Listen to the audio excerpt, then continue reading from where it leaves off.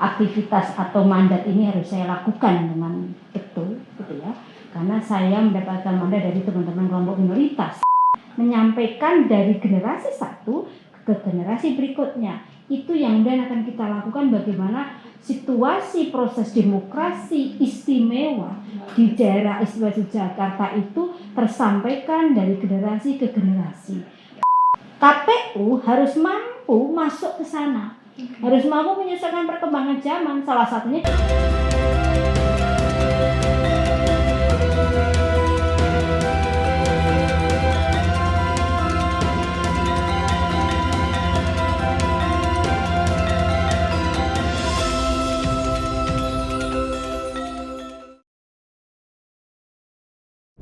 kabut putih bercampur asap, merambah ladang juga sawah. Cakep. Demokrasi adalah tanggung jawab untuk masa depan yang lebih cerah. Halo teman pemilih, selamat datang di podcast Tutur Demokrasi, podcast obrolan seputar kepemiluan. Kali ini saya tidak sendiri, saya sudah ditemani oleh seorang wanita yang cantik, energik, dan selalu semangat setiap harinya. Boleh kita sambut Ibu Sri Surani. Bu, selamat datang di podcast Tutur Demokrasi, podcast obrolan seputar kepemiluan, Ibu. terima kasih Mbak Clara. Iya. Bu, boleh diperkenalkan dulu ke teman pemilih supaya teman pemilih lebih mengenal Ibu gitu ya, wanita yang energik, semangat gitu, Bu. Oke. Monggo, Bu. Ya, saya biasa dipanggil Rani. Ya, saat ini mendapat amanah untuk menjadi Kadip sosialisasi partisipasi masyarakat, kemudian pendidikan pemilih dan SDM di KPU daerah Yogyakarta. Nah, tentu aktivitas atau mandat ini harus saya lakukan dengan betul, gitu ya. Karena saya mendapatkan mandat dari teman-teman kelompok minoritas untuk menjadi salah satu komisioner yang memang pada kerjanya itu kan bisa mempengaruhi kebijakan. Harapannya itu bagaimana memastikan kelompok-kelompok minoritas di daerah Yogyakarta mendapatkan akses yang sama dengan pemilih yang lain untuk sama-sama menikmati dan kemudian merasakan, gitu ya, akses demokrasi di Indonesia, khususnya di Yogyakarta. Luar biasa. Ini ya, Bu, sangat untuk sosialisasinya tuh sangat luas gitu ya, Bu, ya, untuk berbagai macam elemen di masyarakat gitu ya. Termasuk podcast Tutur Demokrasi ya, Bu. Ibu yang memprakarsai ya, Bu, ya. Makanya familiar nggak, Bu, sama ruangan Ibu?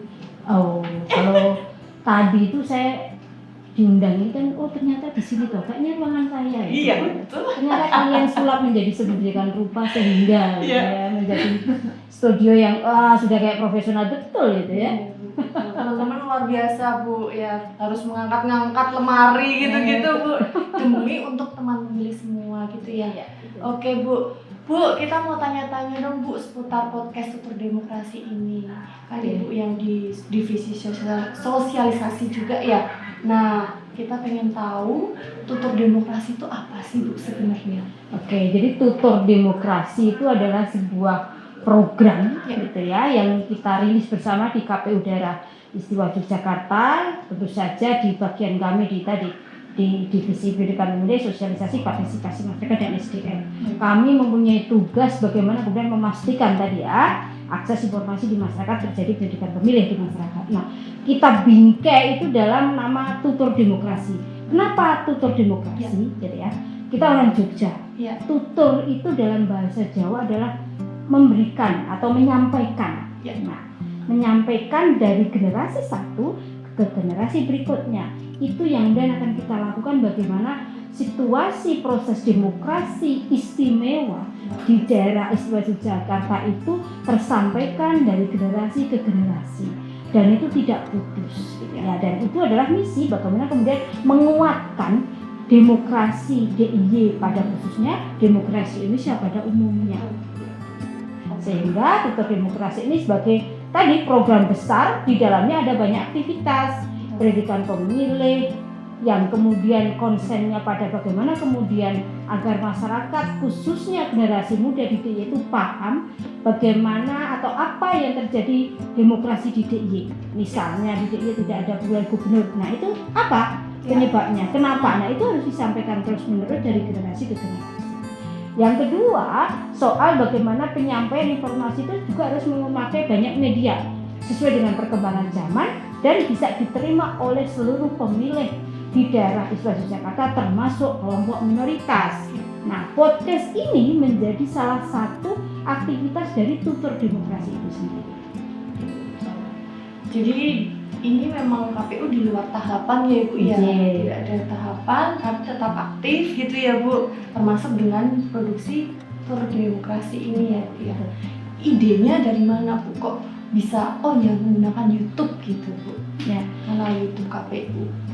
Kenapa kemudian kita harus menggunakan banyak media? Karena hari ini akses informasi, kemajuan teknologi menuntut kita juga harus menyesuaikan diri, gitu ya.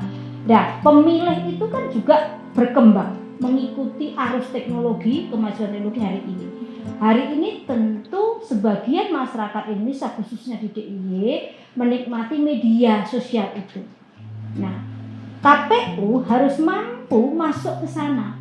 Harus mampu menyesuaikan perkembangan zaman, salah satunya dengan bagaimana kemudian media atau informasi yang kita buat itu sampai kepada mereka. Medianya tentu yang akrab dengan mereka apa? Salah satunya media sosial melalui bisa YouTube, IG, ya semuanya, Twitter lah, kita masuki semuanya. Itu kenapa kemudian kita juga mengambil atau kemudian berinisiasi untuk memakai media YouTube untuk memastikan terjadinya arus informasi atau diseminasi informasi di masyarakat.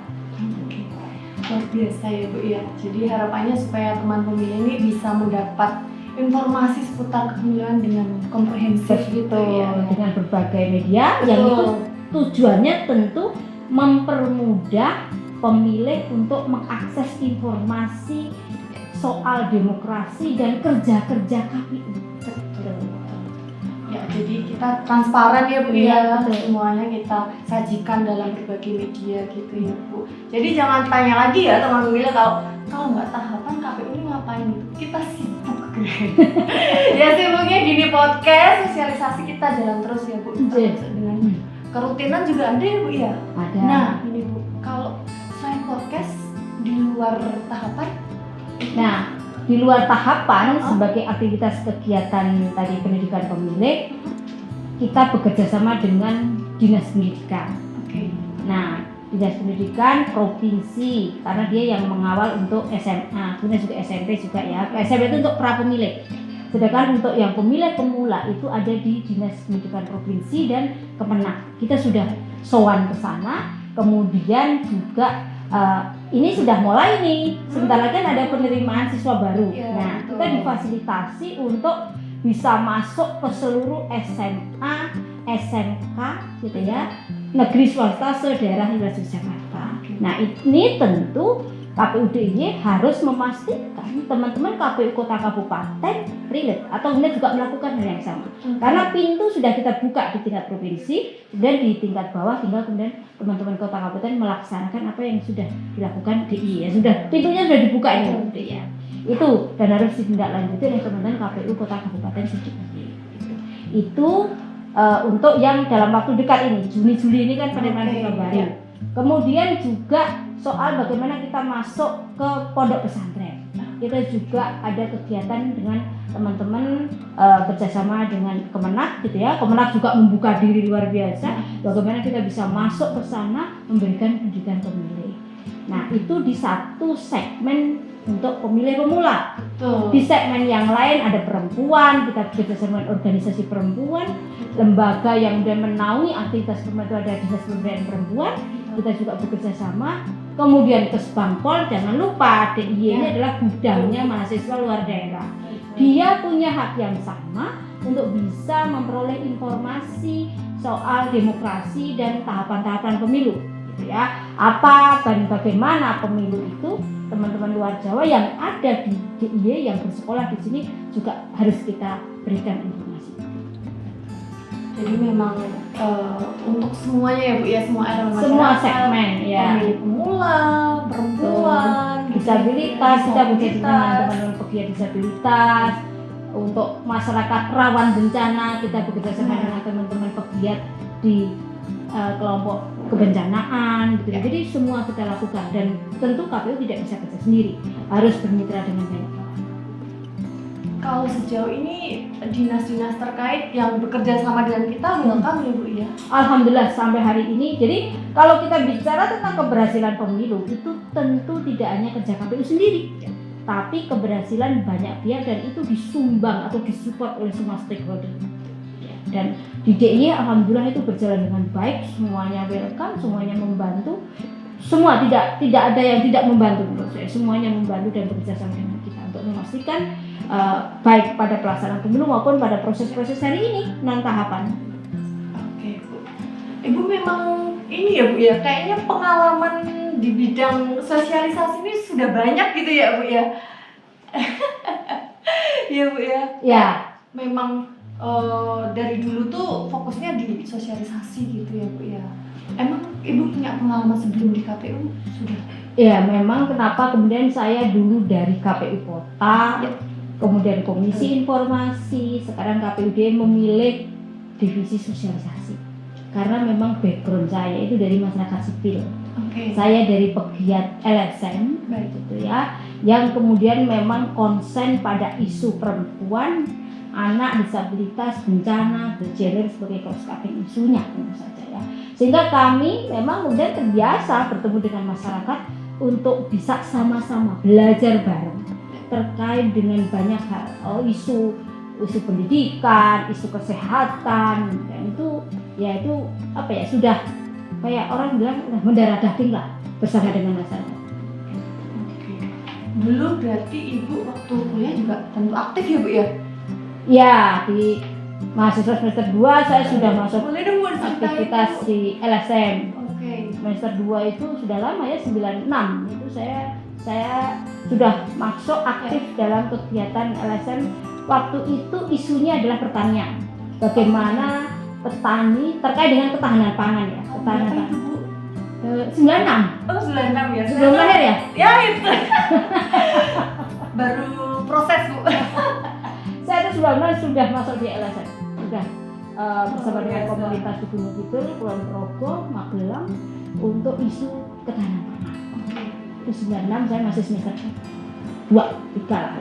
96 sudah mulai ya bersama dengan senior gitu ya. Kemudian juga belajar di masyarakat, tidur di masyarakat.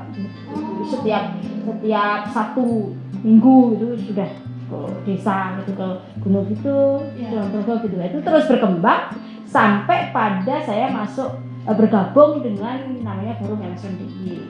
Forum LSM itu adalah lembaga yang menjadi sekretariat LSM DIY. Di situ saya belajar banyak soal bagaimana mengadvokasi kebijakan yang ada di daerah Jakarta. Dan di situ pula kita banyak belajar soal hak masyarakat, ya. Dan kemudian juga di situ juga saya bertemu dengan pasangan saya, begitu. Nah itu dia. Kok bisa Bu ketemu di tengah-tengah? Ya, sama-sama bergerak dalam semak belukar perjuangan. Bergerak dalam semak belukar perjuangan bagaimana memastikan rakyat. Cintanya bersemi dari demo ke demo. Betul. Bisa ya Bu ya ketemu gitu ya, waktu demo, waktu teriak-teriak gitu atau gimana Bu? Ya kan waktu mendesain kan sering mendesain aksi itu, rapat gitu. Berarti suami mendukung juga ya Bu ya? Alhamdulillah ya, sampai hari ini pilihan kita memang begitu ya, jadi ya mencari kunci surga. Mencari kunci surga, pasangan hidup ya Bu, yang nyaman gitu ya. Betul Bu, tadi kan juga aktif di LSM gitu ya, di bidang perempuan, terus pangan gitu ya, untuk membela masyarakat sipil gitu ya Bu ya. Nah itu kaitannya dengan kehamilan gimana Bu, kok bisa akhirnya terjun ke KPU? Pada waktu itu saya di Forum LSM DIY itu masa reformasi, kemudian pemilu menjadi sesuatu yang mendapat perhatian banyak masyarakat pada waktu itu. Kemudian kami bekerja sama dengan teman-teman di Jakarta itu membentuk yang namanya Forum Pemantau Pemilu pada waktu itu, ya. Kita buat koran sosok waktu itu yang memberikan informasi kepada masyarakat terkait dengan apa dan siapa calon yang akan dipilih. Itu. Kemudian jadi juga dari mahasiswa sudah menjadi pemantau pemilu, forum rektor pada waktu itu saya koordinasi di tingkat kecamatan atau kapanewon. Di mahasiswa sudah, kemudian di waktu di pegiat LSM gitu, terus melakukan proses pemantauan, bahkan kami memantau yang namanya dana kampanye. Itu sebenarnya sudah kami inisiasi lama di tingkat masyarakat sipil soal bagaimana memastikan dana kampanye itu dilaporkan pada publik. Itu termasuk bagaimana kemudian kita pernah melakukan riset 3 tahun, itu saya ingat betul, soal bagaimana kemandirian partai politik. Jadi soal isu politik, soal isu demokrasi itu menjadi sangat dekat dengan saya mulai tahun sekitar 2000. Tahun 2000, ya. Udah lama banget ya Bu ya? Dirimu belum 25 masih tahun ini ya? Masih piyi gitu ya, Bu. makanya Belum saya tahu sudah apa-apa. bergelut dengan urusan demokrasi. Betul. Jadi awal mulanya itu ya Bu ya, memang Ya. dulu sudah meneliti tentang politik kepemiluan gitu ya. Betul. Nah, bukan hal yang baru lagi. bukan di hal yang dunia baru, pemilu. betul. Ya. Tapi kok memutuskannya di KPU gitu Bu? Ya. Apa yang membuat? Kenapa kemudian kita masuk ke penyelenggara pemilu? Karena ini juga tidak lepas dari diskusi banyak kawan, bagaimana kemudian melihat situasi dan berarti kita harus masuk nih kalau mau mempengaruhi kebijakan. Nah, keputusan untuk masuk itu kemudian salah satunya dengan kita menjadi penyelenggara pemilu. Dan saya masuk di penyelenggara pemilu di 2013 di KPU Kota Jakarta. Nah, di situ ternyata betul ketika kita punya perspektif soal gender dan disabilitas dan kelompok rentan, itu kita bisa mendesain berbagai macam aktivitas yang itu memastikan hak masyarakat itu lebih terpenuhi. Itu kan negara kan wajib ini memenuhi. Nah, dengan menjadi komisioner ternyata itu peluangnya menjadi besar. Nah, maka kemudian berlanjut dari KPU Kota Jakarta, saya belajar dulu di Komisi Informasi Daerah. Itu satu sebelum di KPU. Sebelum di KPU DIY, saya di Komisi Informasi Daerah. Satu lembaga yang memang dia mandat dari Undang-Undang 14 soal keterbukaan informasi publik. Nah, di situ kita lihat betul bagaimana segmen atau kelompok-kelompok masyarakat yang sampai hari ini masih mendapatkan kesulitan untuk akses informasi. Nah, kemudian dari Komisi Informasi baru saya masuk ke KPU daerah Jakarta dengan berbagai macam bekal yang harapannya itu berguna untuk memastikan tadi hak-hak masyarakat di dalam proses demokrasi itu lebih terpenuhi lagi. Baik. Jadi tadi Ibu memang fokusnya ke hak-hak masyarakat untuk mendapatkan informasi ya Bu ya. Nah, itu di situ yang sering kali yang tidak tersampaikan informasinya ke elemen masyarakat yang seperti apa Bu? Ya, kita harus merefleksikan diri gitu ya. Kita sudah memproduksi banyak media, sudah melakukan banyak sosialisasi, tapi ada beberapa kelompok masyarakat yang sampai hari ini masih terbatas soal bagaimana akses informasi itu, terutama di kelompok-kelompok minoritas, terutama juga di teman-teman disabilitas gitu. Karena apa? Dia masih kesulitan untuk bisa mendapatkan akses informasi, di samping memang kemudian tidak support atau tidak sesuai dengan kebutuhan, misalnya netra. Nah, untuk sosialisasi dengan netra itu kan harus beda. Nah, pakai braille. Sebenarnya kita juga harus menyadari itu masih sangat terbatas. Untuk tuli, nah itu juga, keterbatasan itu yang kemudian harus kita sadari untuk bisa berubah menjadi lebih baik, untuk beda. Nah, pakai braille. Sebenarnya kita juga harus menyadari itu masih sangat terbatas.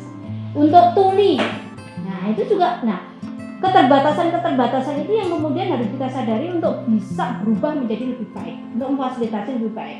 Misalnya soal memastikan setiap acara dengan kawan-kawan disabilitas harus ada penerjemah bahasa isyarat. Itu aja perjuangan. Ya, betul. Berarti masih ada yang harus kita jangkau ya Bu ya, elemen memastikan semuanya dapat informasi. Dan itu by proses ya, terus menerus sampai advokasi.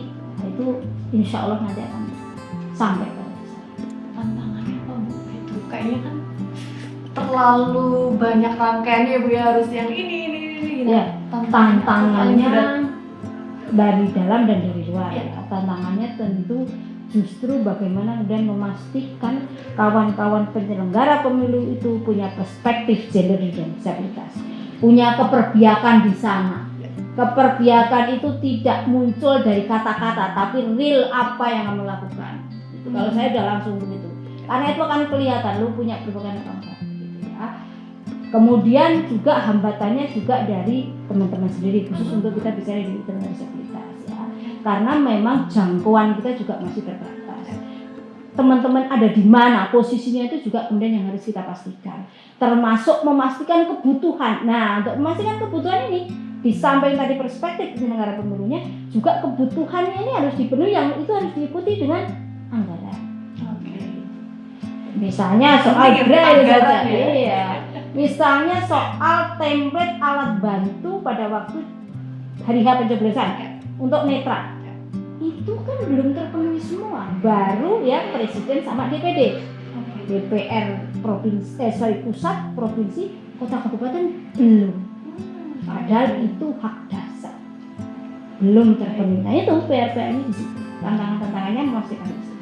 Kalau sejauh ini Bu sudah bisa, menurut Ibu sudah bisa menjangkau semua elemen atau masih ada yang harus ditingkatkan?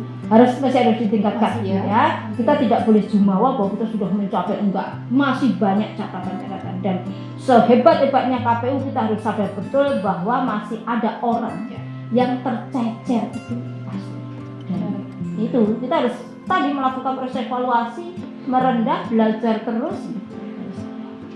Luar biasa ya teman pemilih, ternyata kerja KPU itu nggak cuma ngurusin pemilu tapi juga sebelum hari H ya Bu. Pasca kan juga harus kita sampaikan hasilnya begini loh. Iya, Gitu. betul. Bagaimana kemudian janji-janji beliau-beliau itu kan? Makanya semoga podcast ini nantinya bisa menyajikan semua informasi itu ya Bu ya, itu menjangkau semua masyarakat gitu ya. Oke Bu, tadi kan sudah dijelaskan track record Ibu gitu ya, sampai sekarang bisa berkarir di KPU, terus tadi cerita juga pengalaman-pengalaman Ibu gitu ya. Nah, ini agak pribadi sih Bu. Suami ribut gak Bu? Kok sibuk banget sih gitu istriku, nggak masak di rumah tapi malah kerja aktif gitu. Ini pentingnya kesepakatan. Nah, Ini pentingnya komitmen. kunci ya Bu. Kuncinya di situ. Ketika kita mau masuk memilih pekerjaan, Okay. kan kita memilih ya, Ya. menjadi KPU atau komisioner kan pilihan. Ya. Pilihan secara sadar, sehingga konsekuensinya sudah kita pertimbangkan. Iya. Nah, dan itu harus disepakati bareng sama pasangan kita. Oh gitu Bu.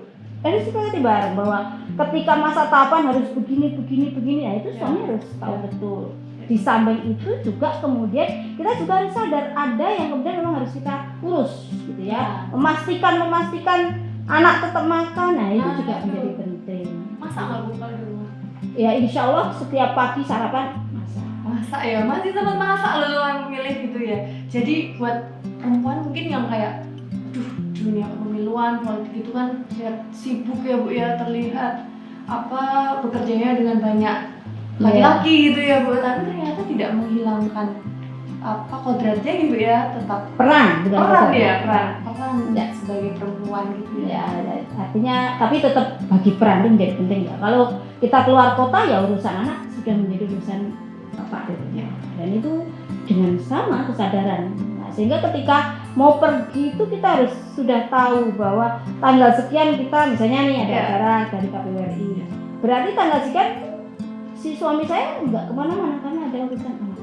Tapi begitu, aduh gimana nih kalau tabrakan ya, salah satu harus ada yang mana yang bisa dinegosiasikan. Nah, biasanya suami yang bisa dinegosiasikan. Nah gitu, suaminya mau diajak kerjasama ya Bu ya, harus mau. Oke Bu, boleh dong Bu kasih pesan ke teman pemilih semua yang menonton Tutor Demokrasi, nanti juga episode-episode lainnya. Boleh dong Bu memberikan motivasi atau saran gitu ya ke teman pemilih semua. Baik, terima kasih pada teman-teman pemilik. Tutor Demokrasi adalah sebuah program yang oleh KPU dan podcast menjadi salah satu. Tentu kami sangat mengharapkan dengan adanya podcast ini tujuan kami memastikan bahwa informasi kepada penjenengan semua itu tersampaikan soal tahapan, soal pendidikan pemilih gitu ya. Jadi mohon tentu masukannya, kritiknya gitu ya, kritik yang membangun tentu saja. Kemudian juga kalau mau berkenan menjadi tamu kami, kami sangat berterima kasih gitu ya.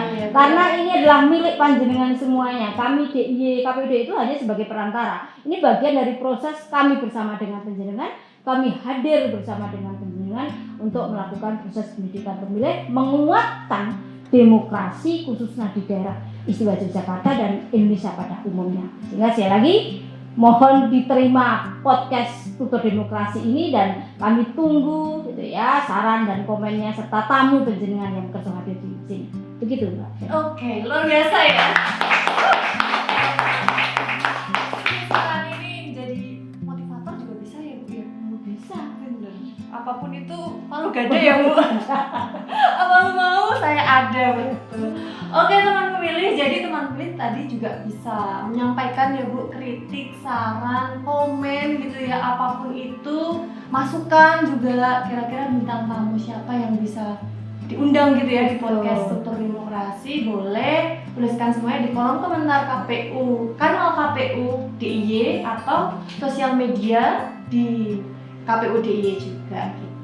Oke Bu, sebenarnya pengen ngobrol sampai besok ya Bu. Oke. Tapi karena terbatasnya waktu, terima kasih Bu sudah mau hadir. Terima kasih Mbak Clara dan teman-teman luar biasa.